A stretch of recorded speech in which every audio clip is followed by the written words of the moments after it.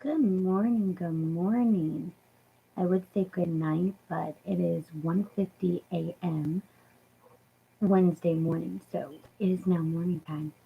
So good morning.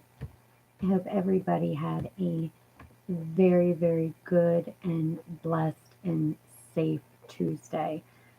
Um, I was a little bit worried because, as many of you who follow us on our web page, on our website, on Facebook, Instagram, Twitter, and Tumblr are aware, were calling Antifa and Black Lives Matter were calling for riots and looting and protesting in all major cities throughout the entire United States. And it was supposed to start last night at 7 o'clock, but it's also supposed to happen today, Wednesday, and tonight, Wednesday at 7 o'clock. So if you happen to be in a city, just prepare yourself, just stay alert and aware, watch out for anything out of the normal. Um, as of right now, 14 states have loaded up on troops to protect them and to assist in the rioting and looting. Monday night, the White House had a huge fence put around the perimeter of the White House so that the White House and the president and all his people would be safe. And I understand that, but it's kind of like, okay, guard yourself and leave the rest of us to defend for ourselves. Look, we've seen all these riots going on for months now, rioting, looting, fires, all kinds of stuff. And that wasn't even for anything major like the election. Um, However, they didn't just do cities, they went to rural areas like out in the boonies, like Waynesboro, Pennsylvania.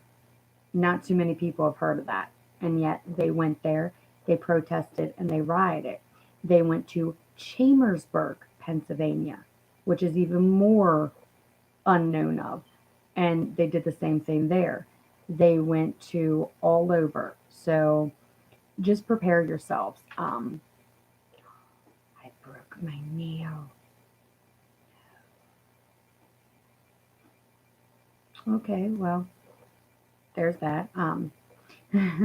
Lost my train of thought. Just prepare yourselves. I'm hoping and praying that nothing does happen. I have a lot of pastors, a lot of fellow reverends, and fellow ministers praying. They've been praying over this election, and I mean praying relentlessly and praying without ceasing. They've been praying over the rioting and the looting that's going to happen. We all know if Trump wins, all the Democrats and people who are anti Trump are going to go ballistic. They are going to use this as an excuse to riot, protest, loot, and so forth. However, in the same context, vice versa, we know that if Biden wins, all the Republicans, all the anti Biden is going to do the same thing. They're going to riot and loot and protest and go bonkers. And either which way, all of us are going to be caught in the crossfire. Protect yourselves, protect your homes, protect your children. Don't be a part of this mess, okay? The Lord instructs us, do not repay evil with evil. It's so important, guys. I haven't been to bed yet. I was going to do a live earlier, but I decided to do some laundry, do some cleaning, do some dishes. And I've kind of just been keeping an eye out around the area. Everybody's sleeping, and I want to make sure that my home is protected. I want to make sure that my family is protected. And not only my family, but all my neighbors, everybody in my neighborhood, in my development.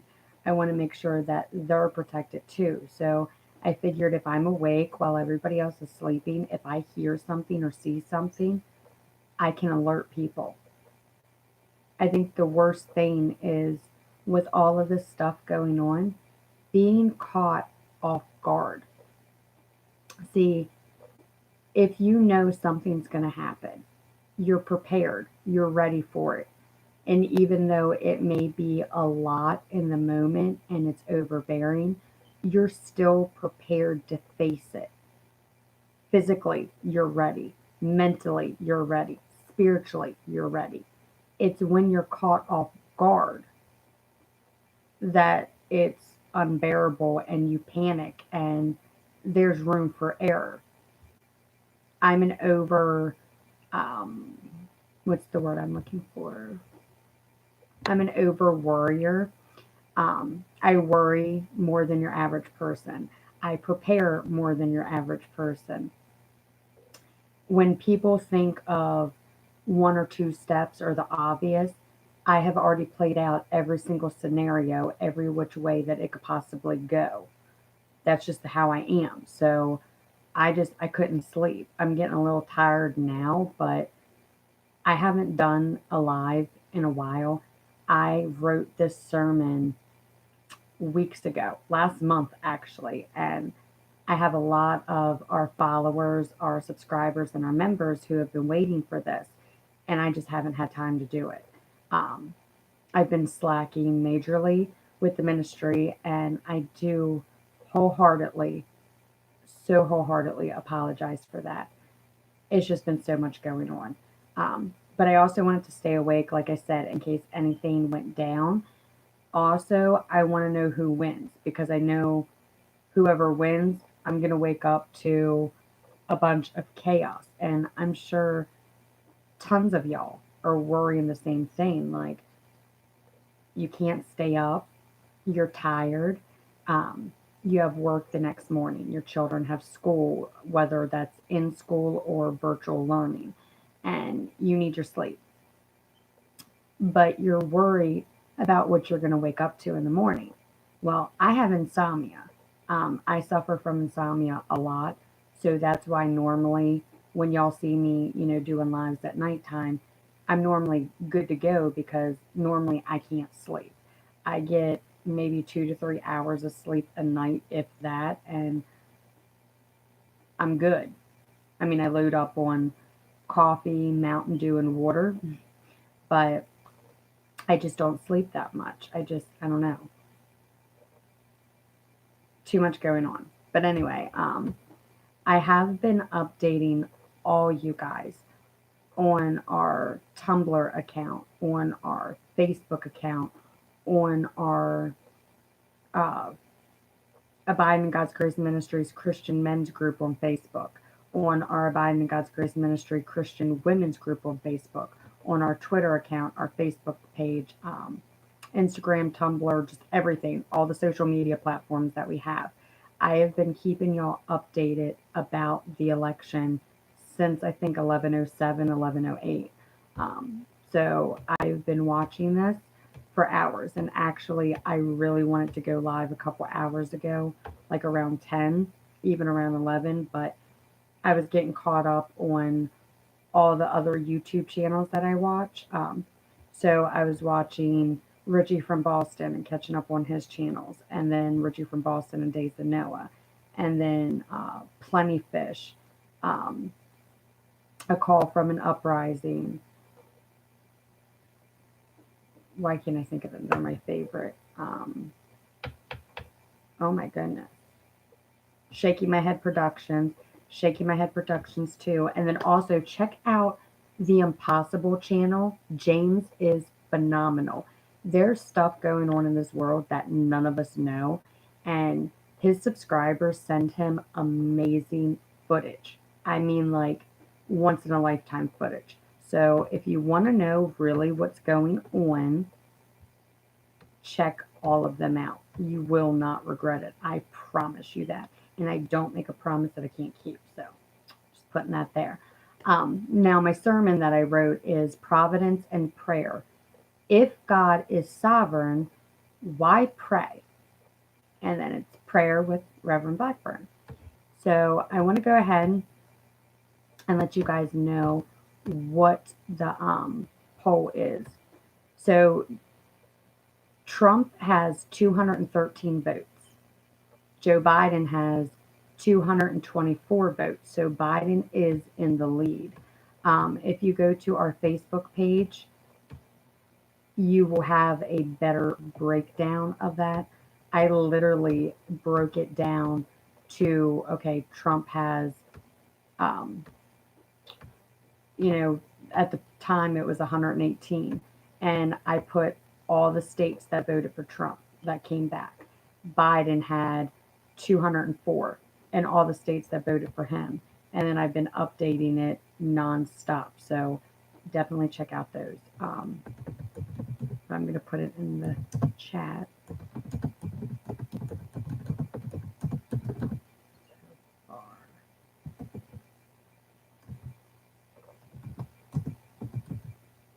What did I do then? Biden.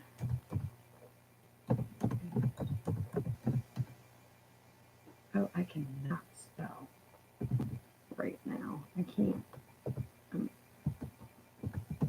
I shouldn't be that tired. What did I say Biden had? 224?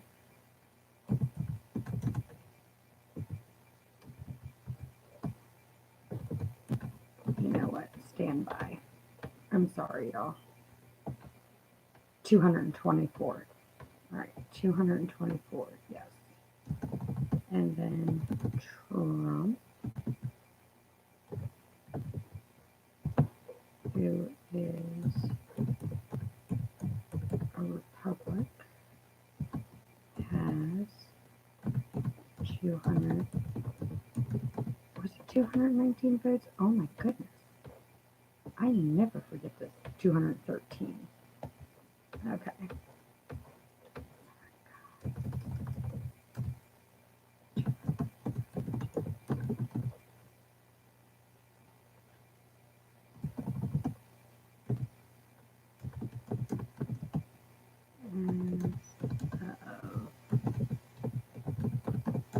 Wednesday.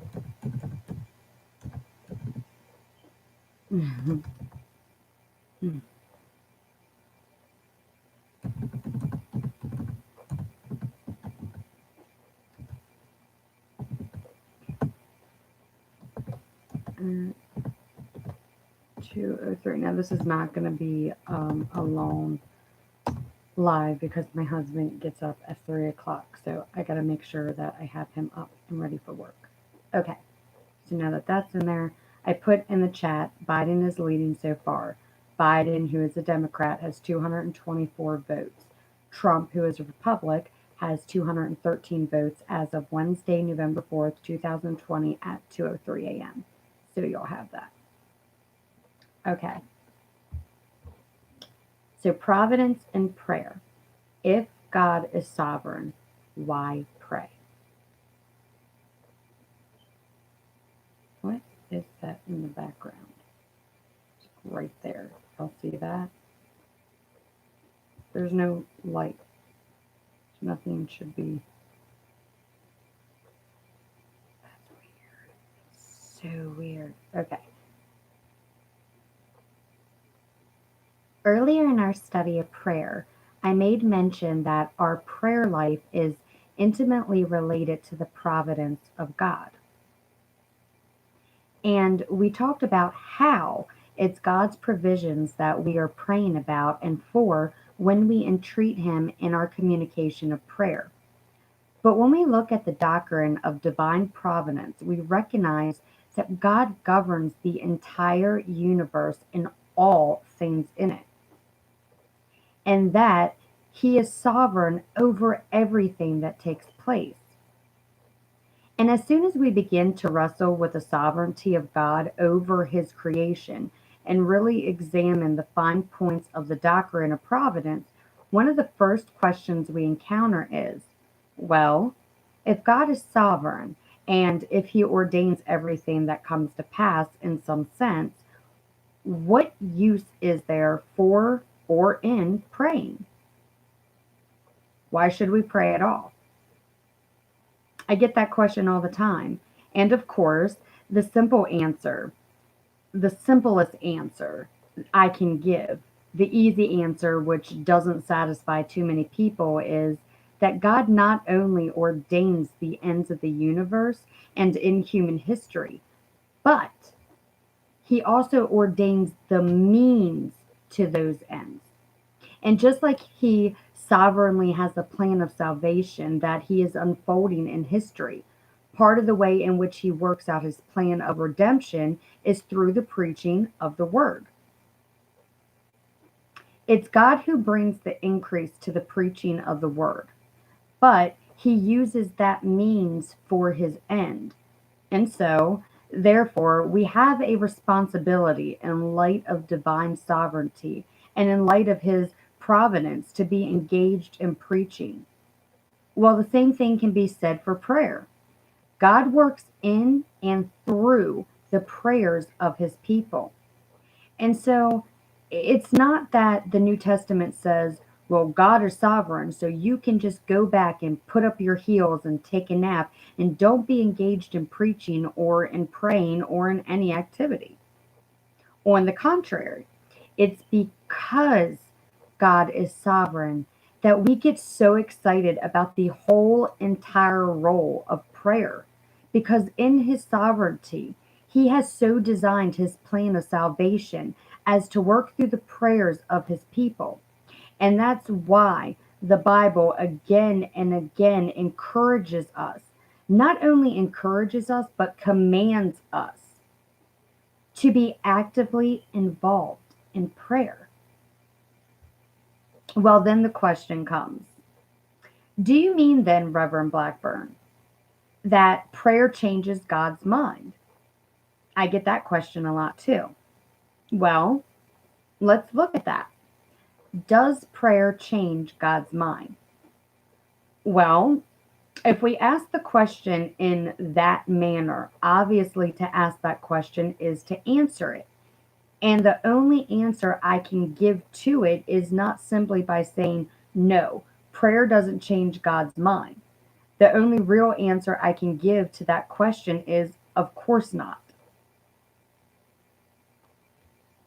What could be further from your imagination than that your prayer or my prayer would have the power or the influence to change the mind of the Almighty?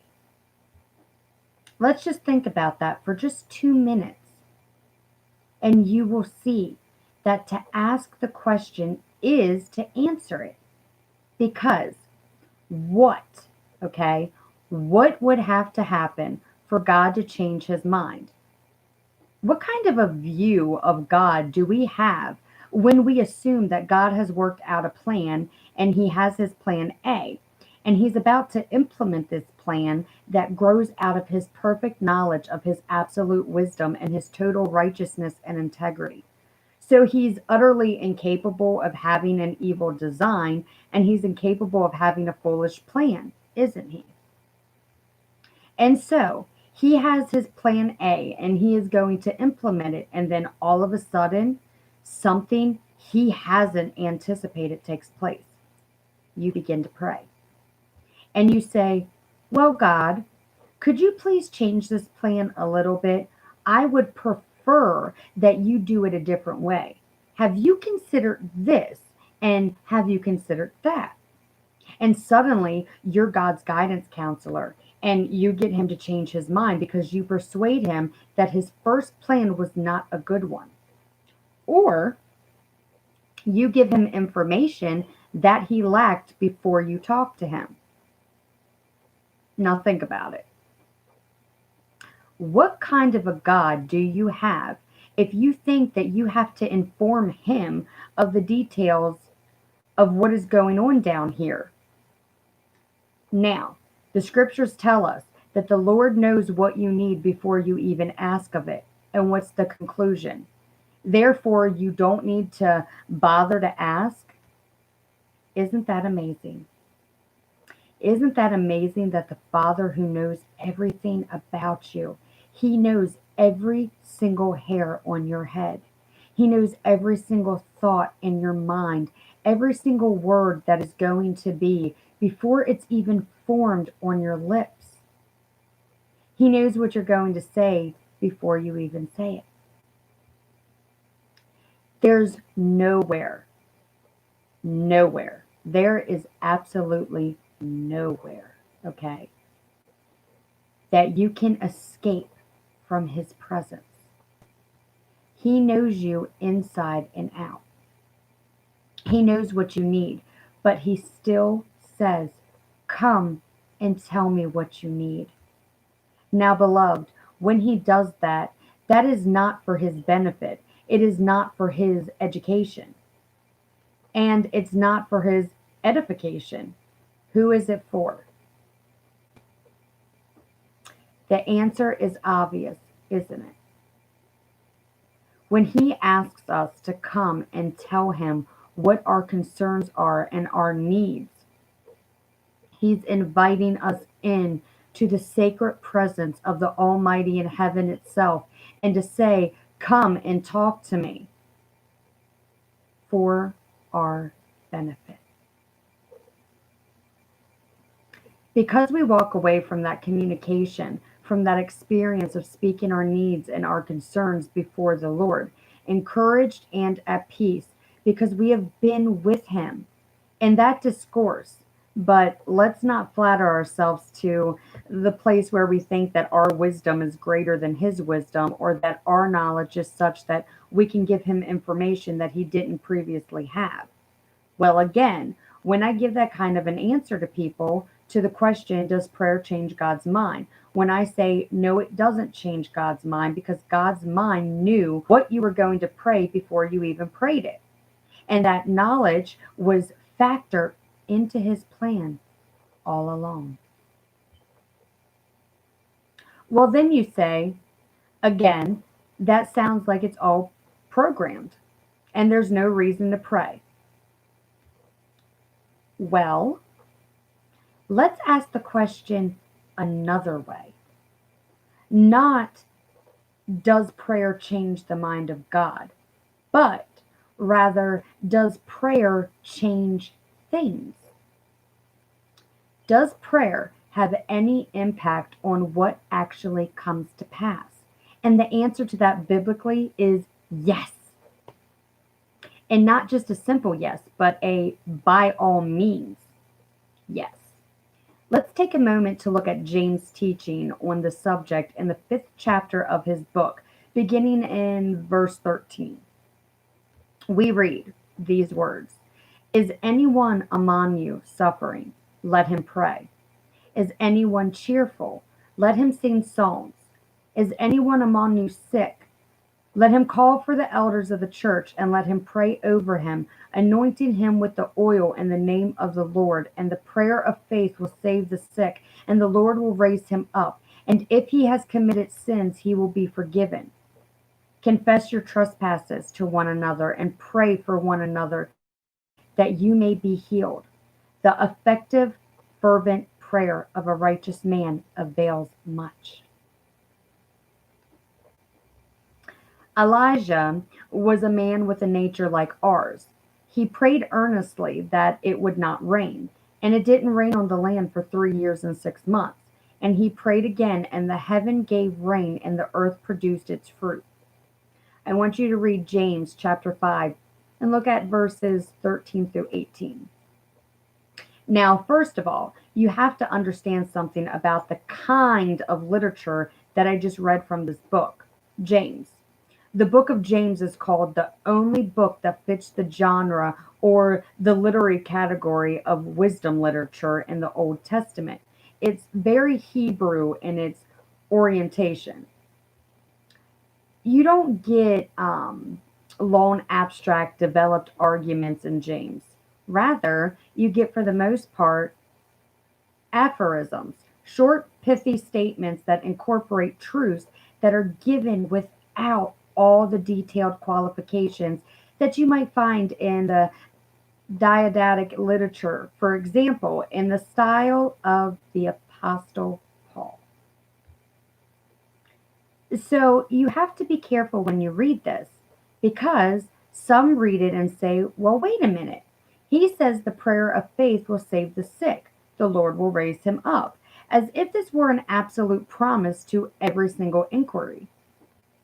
But We know in the New Testament that there were the prayers of the saints to which God said no. For example, by inference, let's take a look at what happened when Peter was thrown into prison and the disciples gathered together to pray fervently for Peter's rescue. Do you remember that event?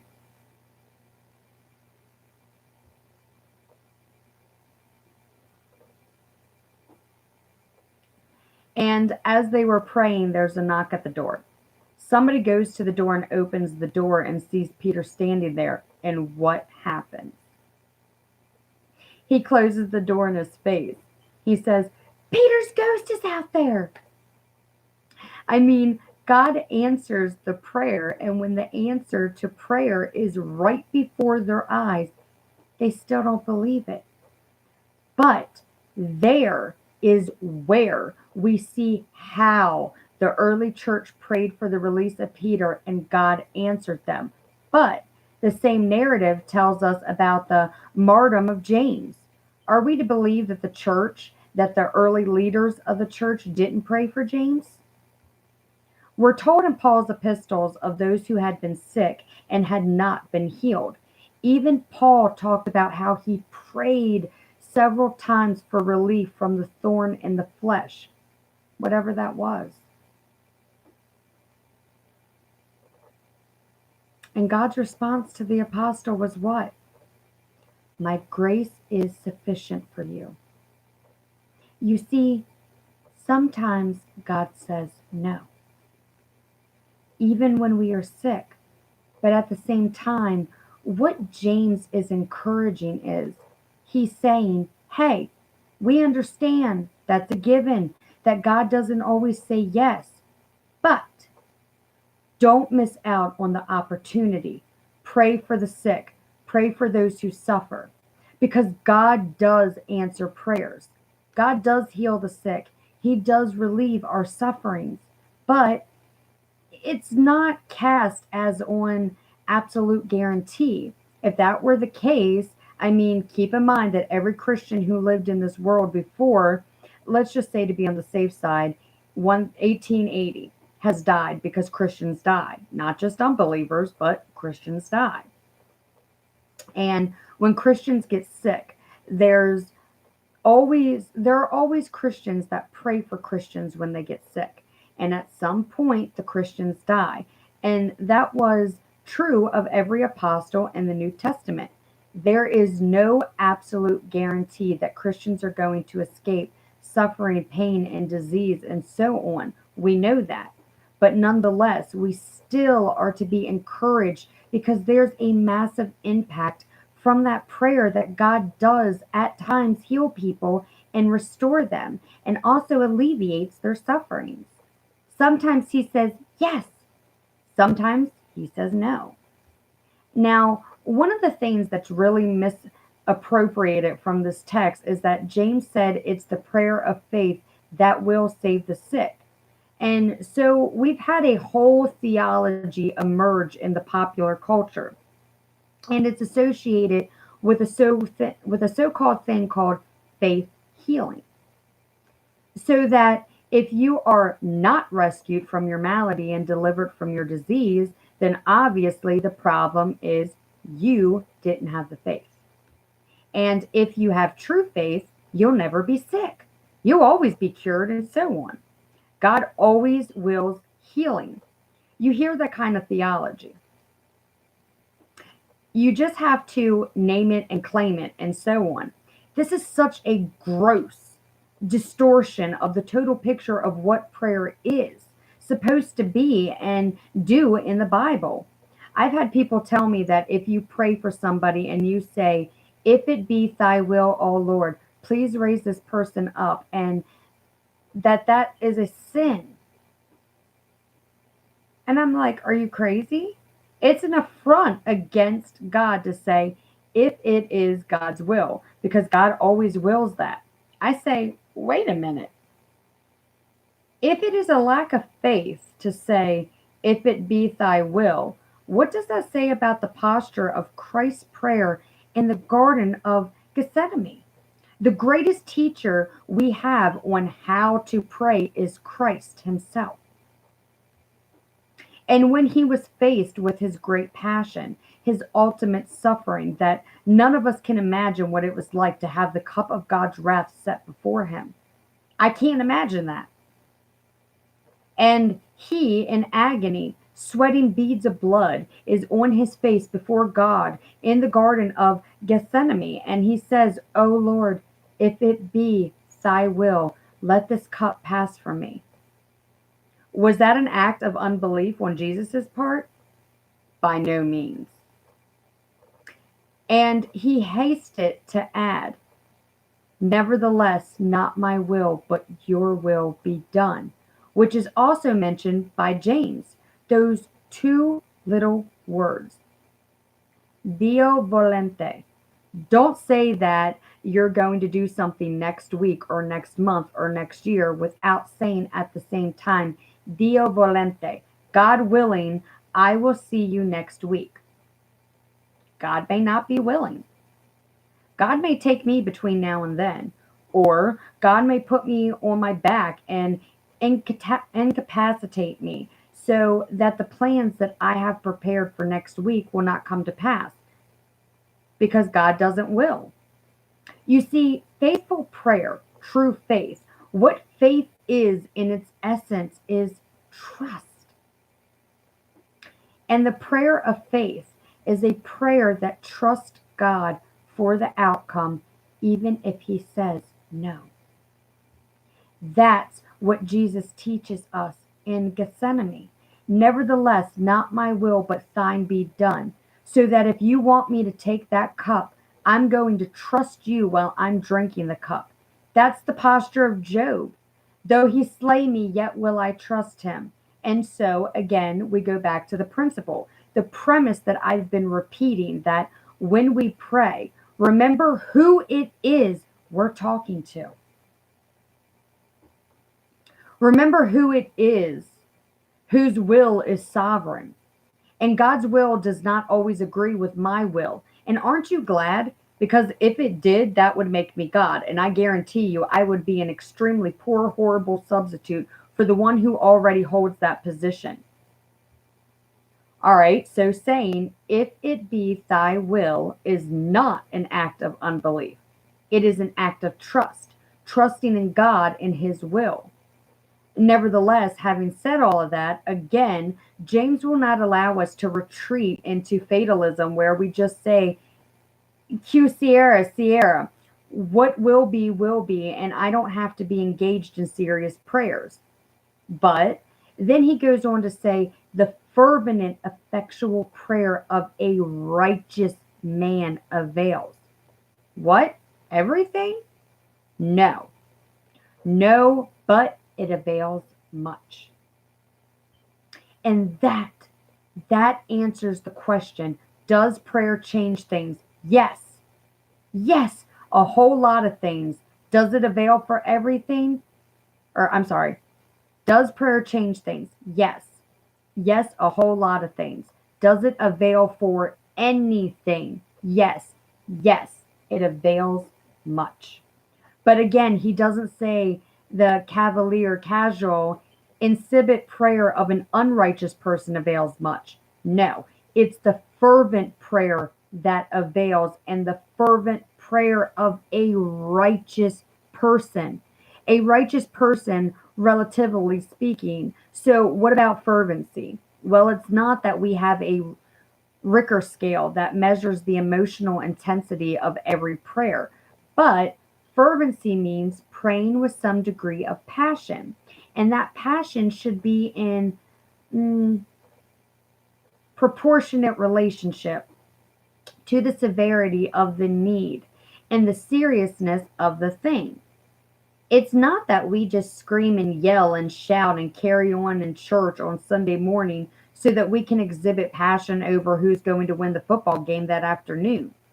Passionate prayer should be fitting serious and severe needs. Now, we see another commentary on the significance of fervency prayer in the parable of the unjust judge, or sometimes called the parable of the importunate widow. You remember the story. Jesus says, there was a judge in a certain city who regarded neither God nor man. And there was this poor woman who had been wronged. And she came to the judge seeking justice. But the judge had no time for her. He was too busy. He didn't want to be bothered with her. But she kept knocking at his door. She kept asking to be heard. She persisted in her prayer until finally he couldn't stand it anymore. And just to get her off his back, to get rid of this pest, he heard her case and delivered her. And what does Jesus say? What's the point of the parable? Jesus doesn't say, okay, just like this woman pestered this corrupt judge until she finally got what she wanted, so you have to prayer the unjust judge who rules heaven and earth until you can finally get a hearing. That's not his point. His point is this: if even corrupt judges in this world from time to time will hear somebody's prayer, how much more, okay? How much more will the true judge of heaven and earth, who has no corruption in him at all, hear your prayers? And he asked the rhetorical question: will not God vindicate his elect who cry out to him day and night? Again, Jesus is talking about the efficacy of prayer. In fact, at the beginning, we are told, and Jesus taught them a parable to the end. What? That men ought always to pray and not faint?